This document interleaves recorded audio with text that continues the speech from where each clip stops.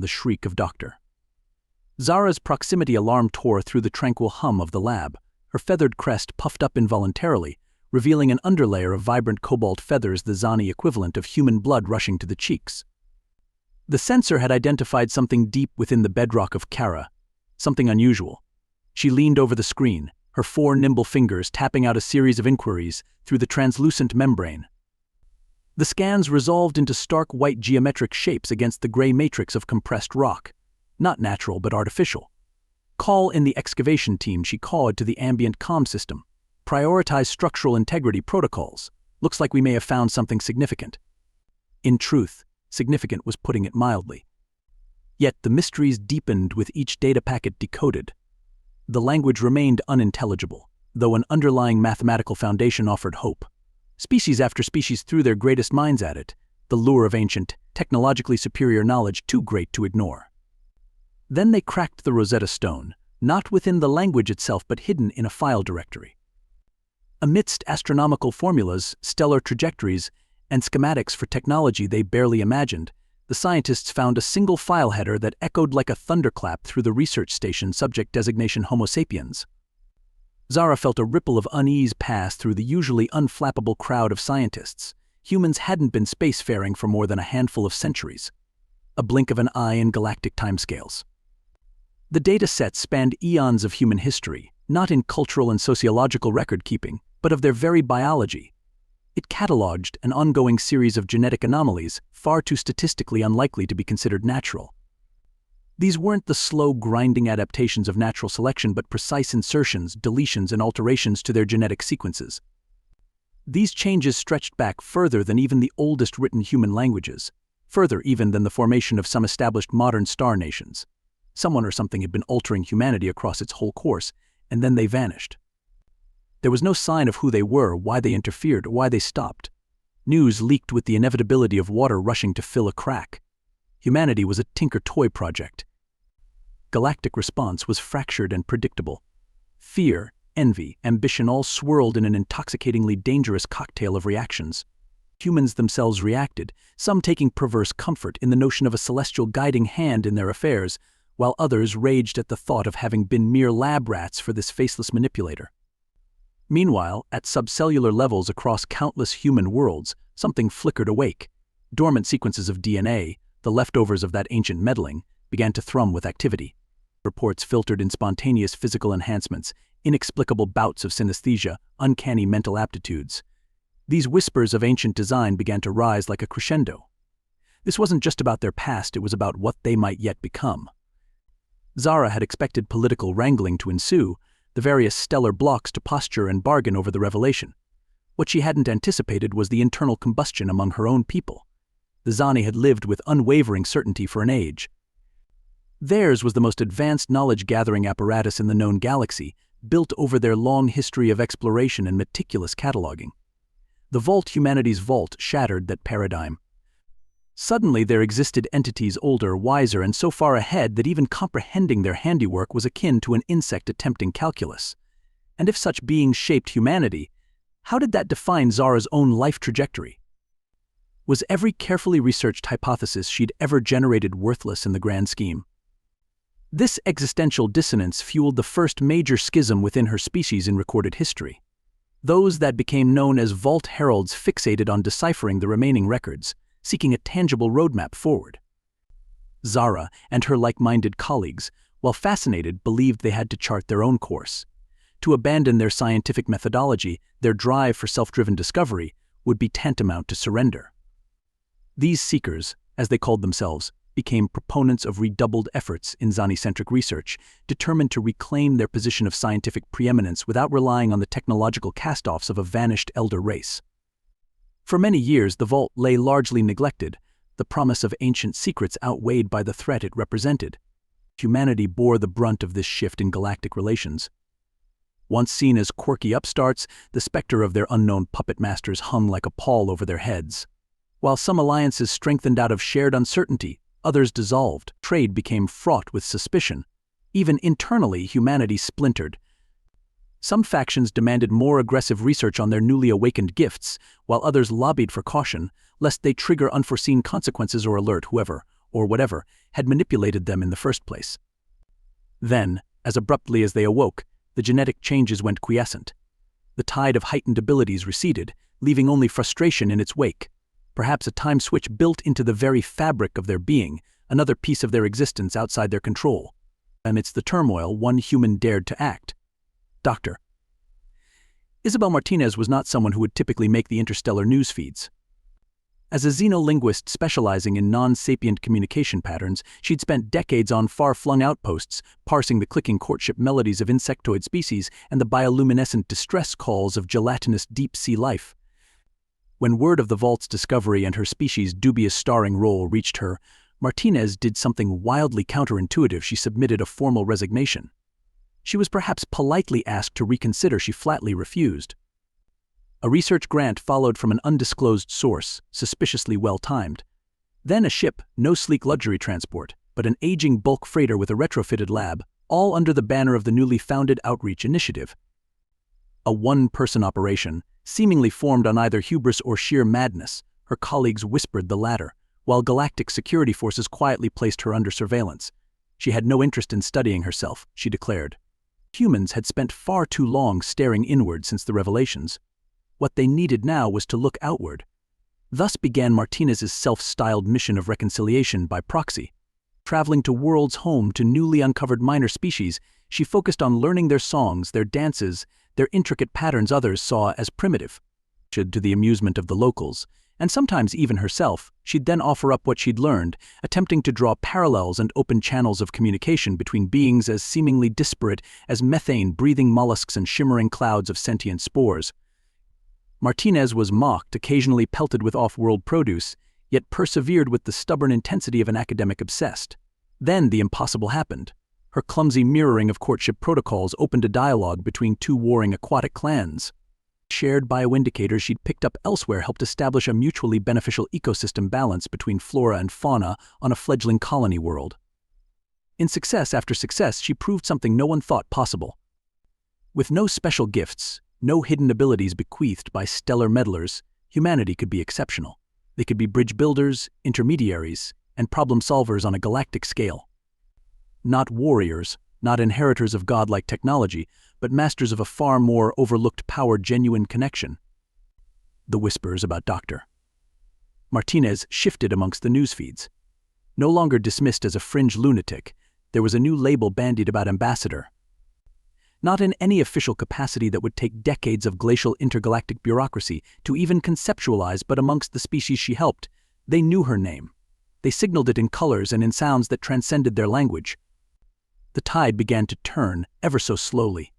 Humans, they realized, had something unique to offer.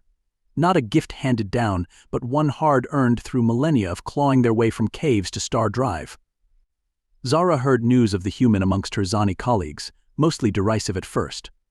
Seeking acceptance from creatures barely emerged from the primordial swamp, preposterous. Then came a peculiar shift. In their relentless drive to uncover any vestige of ancient vault-maker knowledge, some amongst the heralds had inadvertently damaged a data packet. Not completely lost, the information contained hints at technology millennia away for any known race, but broken. They turned to the wider scientific community for aid, but even the most brilliant collective minds floundered. Desperation became the mother of humility. An unguarded inquiry found its way to Martinez, not for her genetic peculiarities but for her reputation as an oddball problem solver. She pored over the damaged data with laser focus, humming softly under her breath as she worked, an old Earth children's tune. Finally, she pointed to a seemingly unrelated section of code. "Look, I'm thinking this needs another point of view. This bit here has some similarities to those Viken echolocation nesting patterns I looked at 5 years ago. Maybe you have the tech, but not the right mindset." Incredulity wed with the desperation of the heralds. Yet what other avenues did they have? And so, a team of Zani researchers made their way to a swampy Viken backwater, armed with data files and the willingness to try the bizarre. Weeks stretched into months. Then came the day a crackle of signal announced success. The tech worked. Zara felt her feathers stir. Not with annoyance this time, but with genuine curiosity. Perhaps there was another way.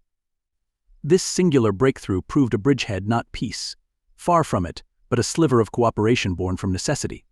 Humanity, ever adaptable, carved a niche in this new landscape.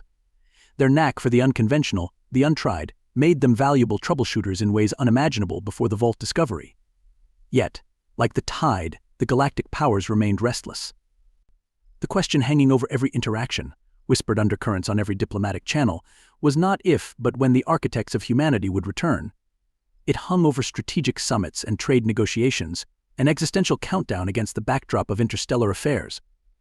For some, this unknown threat spurred the largest arms race the galaxy had ever witnessed.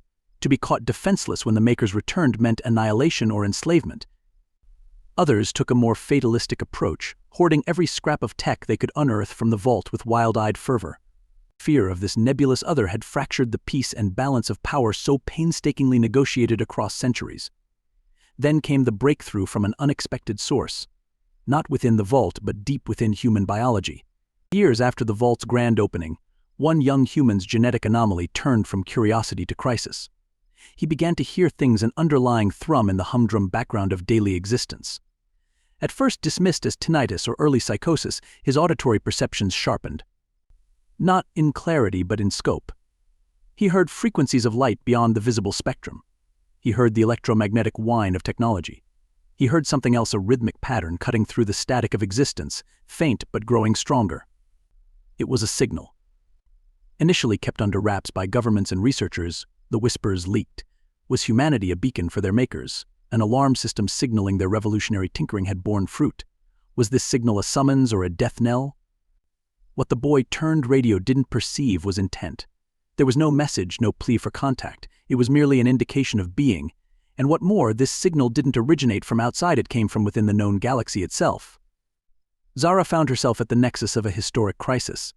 Her seeker colleagues argued the signal couldn't be connected to the ancients. There was no mention of anything resembling it in the remaining Vault data. Heralds countered that humanity might have triggered something with their newly awakened genetics, awakening a fail-safe their creators placed dormant eons ago. Both sides demanded concrete answers she simply couldn't provide. But the Zani had the finest sensor arrays, the most powerful computation clusters. Whether she liked it or not, the task of interpreting this bizarre siren song rested with her people. Tracking the signal became the galaxy's singular obsession.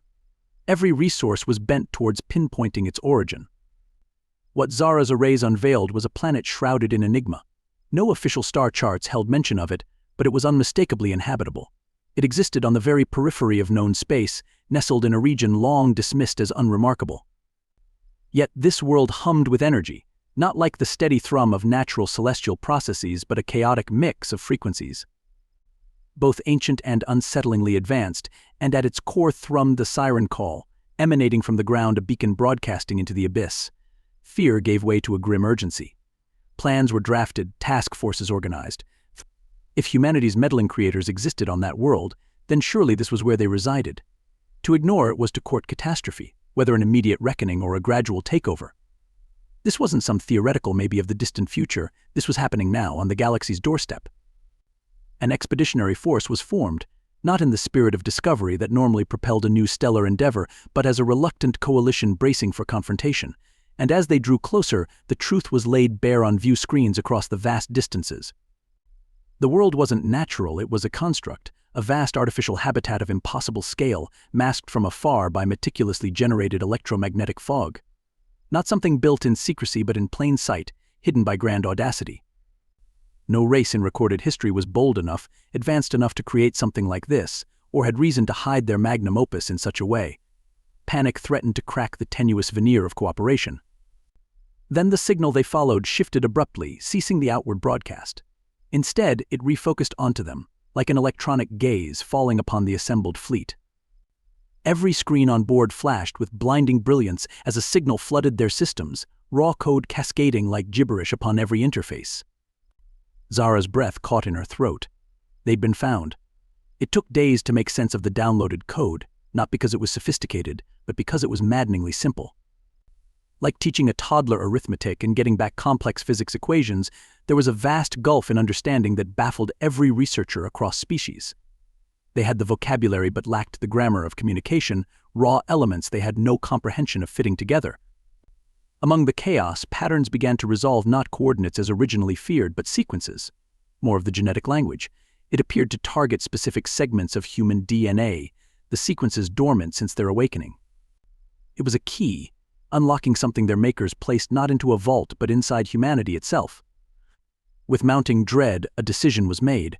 Volunteers were carefully chosen from across the spectrum of humanity, young and old, gifted and not representative of every permutation their altered genome presented.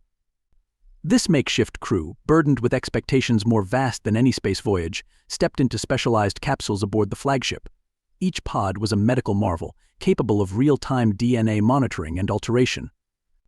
At the core, fed by the alien signal, an interface was woven into their nervous system itself, an artificial sensory organ designed to grasp the language of beings seemingly closer to gods than galactic neighbors. One by one, they slipped into the abyss of artificially altered consciousness. Outside, the world waited. Zara's crest feathers flared with an intensity she'd only felt once before. That first alarm in the lab on Kara. For all between her fragmented species, but between all. As they pooled resources and expertise, that artificial world became a hub, part scientific institute, part pilgrimage site. Those touched by alien meddling ventured inwards, guided by cryptic sensory fragments pieced together by the human explorers. With newfound urgency, the focus shifted toward unraveling the directions. It took generations of painstaking research and experimentation, born from fear and duty rather than raw curiosity. Then, breakthroughs sparked across distant systems. One after another, anomalous particles were stabilized, a decaying hyperstar brought back into safe balance, rifts that gnawed at the edge of known space slowly patched over. In acts both cosmic and microscopic, they defied the inevitable entropic collapse of the universe. In doing so, a profound philosophical change swept through star nations, no longer focused solely on survival and acquisition, but on preservation. Each species found their niche in this cosmic endeavor, humanity surprisingly excelling in the most daunting roles. With an ironic twist, their unique history allowed them to grasp the grand-scale manipulations of their stellar forebears. That tinkering left echoes in their collective gene pool, faint imprints of understanding from the cosmic architects. Humans became adept at interpreting these remnants of intent. Each success fueled the next, like an engine slowly powering up after eons of stagnation. No, the ancients hadn't vanished out of malice or some tragic catastrophe. They'd simply run out of time, dwindling into nothingness from the relentless assault of entropy. The torch they left behind was barely smoldering, and now a motley collection of squabbling young races would determine whether it would reignite or fizzle and die, taking the very universe with it. This, then, was the legacy of humanity, not warriors, not savants, but caretakers of a vast cosmic garden left to them by gardeners long turned to dust. This task became their myth, their legend, their driving purpose. For the first time since the vault opened, and Zara, now impossibly old by Zani's standards, felt a strange tranquility. They might never regain what was lost. But here, amongst the tapestry of species, humanity at the beating heart of it all, perhaps they could prevent any further loss. That she was willing to dedicate her remaining life, and many more after, towards achieving. The journey of discovery that had begun with a single alarm in a quiet lab on Kara had now become a saga of redemption and purpose. The artificial world, once a source of fear, was now a beacon of hope. And as new generations of Zani humans and countless other species looked up at the stars, they saw not just the vast unknown but a canvas of infinite possibilities, bound together by the shared legacy of their ancient makers and the enduring spirit of cooperation. If you enjoyed this story and want to support us, please leave a like and subscribe to our channel. For every comment that says we will heart every single one of them. Thank you for your time.